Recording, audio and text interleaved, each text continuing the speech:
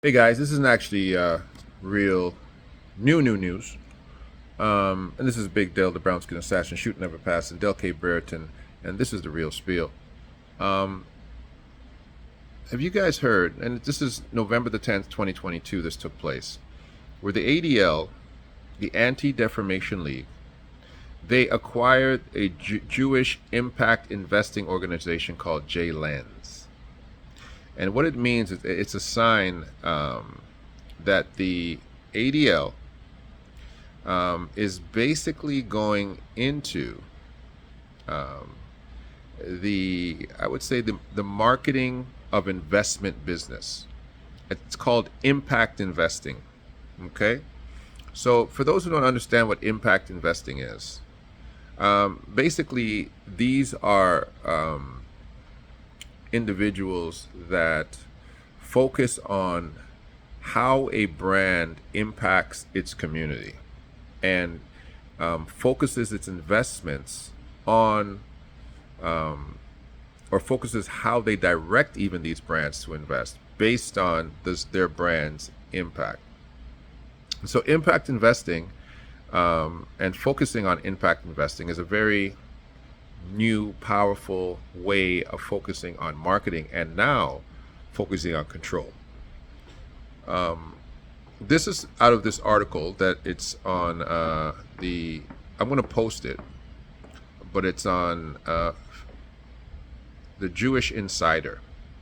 And if I can just read a little bit to you, maybe it'll give you an idea. So this company that they acquired, J-Lens, was founded in 2012, and it means the group's mission has gained the support and the imprimatur of one of the largest and most prominent Jewish organizations, meaning the ADL. It likely means a doubling down on pushing companies to disavow anti-Semitism and distance themselves from the boycott, divestment, and sanctions movement against Israel known as BDS. More immediately, in practical terms, it means J-Lens will grow considerably in terms of their budget because, of course, they're going to have ADL money now. It will utilize ADL's annual budget of $100 million. And this is the quote that comes from, I believe it's from Greenblatt. He says, brands mediate so much of our lives. In our country, when consumers are so cynical about government and so cynical about organized religion and so cynical about political candidates, consumers feel like the brands represent them and their values. This gives the ADL the opportunity. It gives us a seat at the table in a way that I think will allow us to be more effective advocates for our community and its core values. So their mindset is that they want to be at the table because they now will become either a manager of funds for that company or basically a shareholder of that company, putting themselves in a position where they can sit down at the table and say, hey, we don't like the way this is going. We don't like your attitude. We're the Jews. We're the ADL. And we own this company too. We manage this company too. And we want to stay at the table. This is what they said. The ADL also urged, watch this, urged Unilever, the parent company of Ben & Jerry, to halt the ice cream manufacturer's boycott of what it termed occupied Palestinian territory. And it waged a public campaign in recent weeks to successfully urge sportswear giant Adidas, of course we know this, to end its collaboration with the fashion label of Kanye West, known as Ye, following West's so-called anti-Semitic statements. But this acquisition means a change in strategy. Both Greenblatt and Hammerman separately told EJP that had this acquisition occurred before the Adidas ordeal happened, the ADL, via Lens, may have had an existing relationship with Adidas corporate leadership, potentially avoiding the controversy altogether or accelerating its conclusion. Yes, JL Lens manages $200 million fund in which it invests in 300 of the largest companies in the United States, including corporate giants like Amazon, Target, and in order to have a say in their shareholders' meetings, it also rates companies according to how their policies line up with a set of values. We know whose values those are, right? So their value-based field investment is enormous. It's trillions of dollars in investment capital. It affects the public behavior of hundreds of companies. The most powerful companies in the world. Hmm. Hmm. See what they're saying? So they want to make sure that they can sit down in any boardroom and say, hey, baby, we're at the table, right? One of the number one things that they want to make sure that companies cannot practice what is referred to as BDS, or anti-Israel boycotting. Basically saying, I don't like what Israel's doing, and I refuse to invest my money in anything Israel's doing. They're saying that's anti-Semitic. So what does that mean to you and I? It means that the ADL will tell us where to invest our money. It means that if we put our money with a hedge fund, or if we put our money with a mutual fund, they will say, we're telling you where you're allowed to invest your money. You know, you're not allowed to say that you don't want to invest your money in Israel. You're not allowed to say that. You're an anti-Semite if you say that. You have to invest your money in Israel. So right now, private corporations are being told by the ADL that if you do not invest in Israel, you're an anti-Semite. Do you see where this is going? This is way too much power for an organization to have. It's way too much. It's way too much say for an organization to have. And this stuff is slipping in slowly. Right now, anti-Israel boycotting is becoming almost law in America, if it's not law in certain states already. It means that you cannot decide where you want to put your money. If you say, I don't want to invest in anything concerning Israel, you become an anti-Semite, you become an Israel boycotter, and all of a sudden that's illegal. This is too much. This is too much for one organization to have. And even the Jewish community, you know this. This is too much. How far is this guy going to go? How far is this guy going to go, slipping and dipping?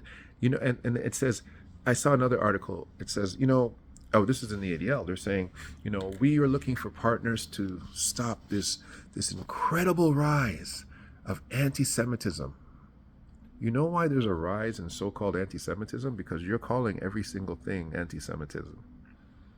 Of course, there's a rise, and you're trying to use this dog whistle to blow and say, hey, anytime anybody does anything against the so-called advantages, or the so-called platform or position of the state of Israel, they're an anti-Semite. You know everybody don't have to support you, right? You know that's not a law. People can just choose to say, I'm not interested in supporting that country. I'm not interested in supporting their agenda. That's okay. That's perfectly okay. You know what? The black community has dealt with that from the very beginning, that people don't want to invest in our schools, our universities, our communities, our children, our platforms. Come on. So, and we've never been able to say your refusal, to invest in us is racism. We call it systemic racism. People say, oh, that doesn't exist. Systemic racism is the figment of the black man's imagination. What are they saying? They have the same rights everybody else has. Oh my gosh. I'm going to post the article. I'm going to let you read it for yourself.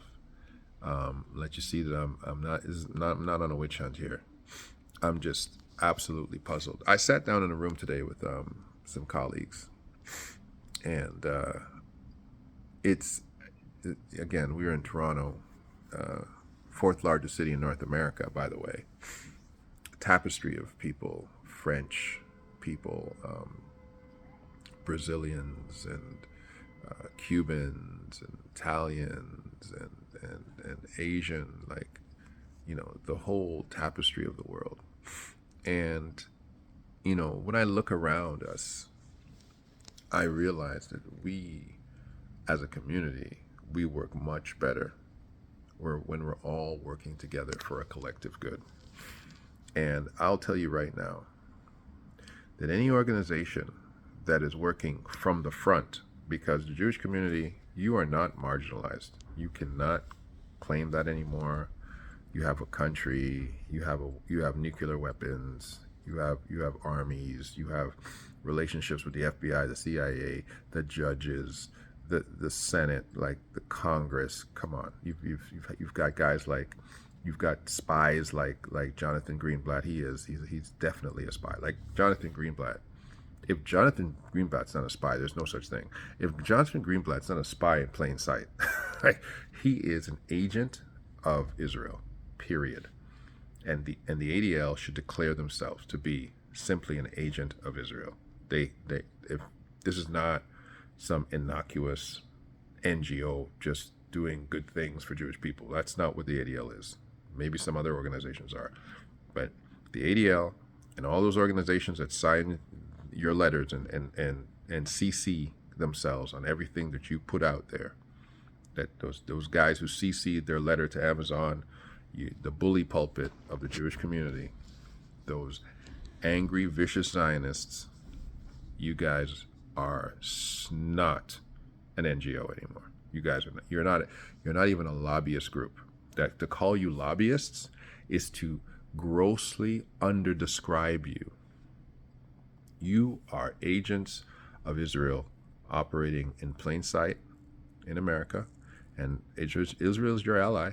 Like Israel is America's ally. So, but to say that you're not an agent of Israel is just ridiculous. You're an agent of the state of Israel. Period. And therefore, your job is to make sure that you push the American government, the American populace, the American public opinion towards pro-Israel sentiment. That's your job. You've been given that job. And I'll tell you right now, you're knocking it out the park. You're doing a great job of keeping people focused on Israel, except the blacks. Okay? You're doing a rotten job with us. Terrible job with us, right? Because guys like myself, I'll tell you right now, I might not be the sharpest tool in the shed, the sharpest pencil in the pencil box, but if I can figure it out, who else can figure it out? You guys are you are undermining the economies of America. That's what the ADL is. You are undermining the black influence. You are undermining, now you're undermining the financial sector. Your goal is to make sure that no one in the financial sector dare whisper, we're not investing in Israel. Can't even say that. We're staying away from any investment in Israel until they fix the Palestinian problem, until they fix the problem in Dimona, until they stop their practices against calling people anti-Semites in America. And all those things are reasonable. Every single one of those things are reasonable. Until they stop calling faith groups in the black community extremist groups. We're not going to invest in Israel. All those things are very, very reasonable things. Right? That's not being an anti-Semite. That's saying I will not participate in your financial dexterity while you do evil. That's what that's saying. You're going to do evil, we're not going to invest with you. Right? You're going to be evil, we're going to make sure our money doesn't come to you. That's absolutely not anti-Semitic. Right. So, anyways, in closing, Batgirl in the back end has done some stuff for you guys. Take a look at it. She's given you guys some insights on how to join groups. This is Del K. Brereton. This is The Real Spiel. Trying to make sure that I'm pumping out great stuff for you guys to listen to, great things to think about. Got some guests coming up. Stick with me. All right. Hang in there. I think I might either be going live today or tomorrow. Lots going on in my schedule. Try to keep everybody happy on all different fronts. Okay. But trying to make sure that the channel is still getting content. You got to feed this content machine, and I'm feeding it. So back here on the back end to send you some stuff. I got some Christmas stuff coming up for some of you. Thank you very much for Coco B, who sent us some amazing new merch ideas. Coco B, you got some amazing new merch ideas. It's for Dimona, and we're about to put those their T-shirts to support Dimona. Proceeds of those T-shirts will go to Dimona when we put the ads up. So until further notice, I'm out. This is The Real Spiel. This is Del K. Brereton. And I'll post this video and post that information about the ADL's acquisition of JLens. I'm saying right now, any organization that supports the ADL, every corporation in America should boycott. Boycott the ADL. Boycott what they support. If they go left, you go right. If they go up, you go down. Boycott the ADL.